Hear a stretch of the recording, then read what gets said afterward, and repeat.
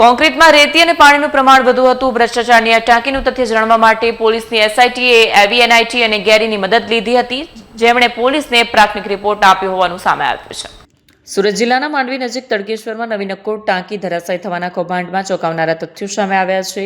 ટાંકી બનાવવા માટે જે કોન્ક્રીટ વાપરવામાં આવ્યું હતું તેની સ્ટ્રેન્થ 25 થી 30 mm2ની જગ્યાએ માત્ર 8 થી 18 mm2 જ હતી. એટલે કે ટાંકી બનાવવા માટે જેટલું સિમેન્ટ વાપરવું જોઈતું હતું તેના કરતાં અડધું જ વપરાયું. જેટલી કપચી વાપરવાની હતી તે પણ ઓછી હતી. કોન્ક્રીટમાં રેતી અને પાણીનું પ્રમાણ વધુ હતું. ભ્રષ્ટાચારની આ ટાંકીનું તથ્ય જાણવા માટે પોલીસની એસઆઈટીએ એવીએનઆઈટી અને ગેરીની મદદ લીધી હતી. તેમણે પોલીસને પ્રાથમિક રિપોર્ટ આપ્યો હોવાનું જાણવા મળ્યું છે. તડકેશ્વરમાં 15 દિવસ પહેલા આ નવનિર્મિત ટાંકીમાં 9 લાખ લીટર પાણી ભરીને તેની ટ્રાયલ લેવામાં આવી રહી હતી, ત્યારે જ ટાંકી કકડભૂસ થઈ ગઈ હતી.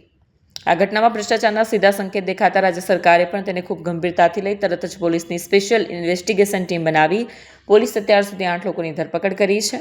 કેટલાક સેમ્પલ્સમાં કોન્ક્રીટની વચ્ચે બબલ્સ એટલે કે પરપોટા પણ દેખાયા. નિષ્ણાંતોના મતે કોન્ટ્રાક્ટરે સિમેન્ટ અને કપચીનો ખર્ચ બચાવવા માટે જરૂર કરતાં અડધી જ સિમેન્ટ અને કપચી વાપરી અને રેતી અને પાણીનો ઉપયોગ કર્યો. ટાંકી ભાર સહન કરી ન શકી અને પડી ગઈ. લેબ ટેસ્ટ મુજબ કોન્ક્રીટની મજબૂતી જરૂર લેવલ કરતાં ઓછી મળી, એટલે જે ભાર સહન કરવાની ક્ષમતા હોવી જોઈએ તે કોન્ક્રીટમાં નહોતી. કેટલાક સેમ્પલમાં કોન્ક્રીટ નબળું અને અસમાન ગુણવત્તાની જોવા મળી. પોલીસે જેટલા પણ આરોપીઓ પકડ્યા છે તેમના બેંક એકાઉન્ટ તથા અન્ય વ્યવહારોની તપાસ માટે એસઆઈટીએ એક સીએની નિમણૂક કરી હોવાનું જાણવા મળ્યું છે. ભ્રષ્ટાચારમાં અને કોઈપણ વિભાગ કે જવાબદાર અધિકારી કર્મચારીનું નામ ખુલશે તો તેની સામે પણ કડક કાર્યવાહી કરવામાં આવશે. માંડવી ખાતે જે ઘટના બનેલી અને એમાં ગુનો દાખલ કરી અને આરોપીઓની ધરપકડ કરવામાં આવેલી. નામદાર કોર્ટમાંથી આરોપીઓના 5 દિવસના રિમાન્ડ મળેલ.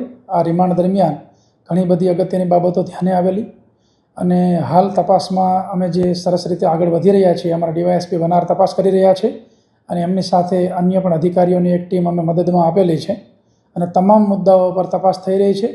એમાં ખાસ કરીને એમની જે ટેન્ડર પ્રક્રિયા છે, એ સિવાય જે ટેકનિકલ બાબતો છે સૌથી અગત્યની, તો એમની વિજિલન્સ વિભાગની ટીમ અને એસવીએનઆઈટી ટીમ જે છે, તો એસવીએનઆઈટીની ટીમ અને વિજિલન્સ વિભાગની ટીમ દ્વારા અલગ અલગ પ્રકારના સેમ્પલ્સ લેવામાં આવેલા છે. પોલીસ ડિપાર્ટમેન્ટ દ્વારા અલગ અલગ પ્રકારના સેમ્પલ્સ લેવામાં આવેલા છે અને એમના લેબ ટેસ્ટિંગ રિપોર્ટ જ્યારે આવશે ત્યારે આની અંદર વધારે આગળ વધી શકાશે. એ સિવાય જે નાણાકીય બાબતો છે કે કેટલા પેમેન્ટ થયા, ટેન્ડર જે છે એની ઘણી બધી વિગતો છે નાણાકીય. તો એ નાણાકીય વિગતો માટે એના એક્સપર્ટ તરીકે ચાર્ટર્ડ એકાઉન્ટન્ટને લેવામાં આવ્યા છે તપાસમાં અને ચાર્ટર્ડ એકાઉન્ટન્ટ જે છે એ અમને તપાસમાં મદદ કરશે અને ઘણા બધા પુરાવા મેળવી આપશે, એ અમને વિશ્વાસ છે.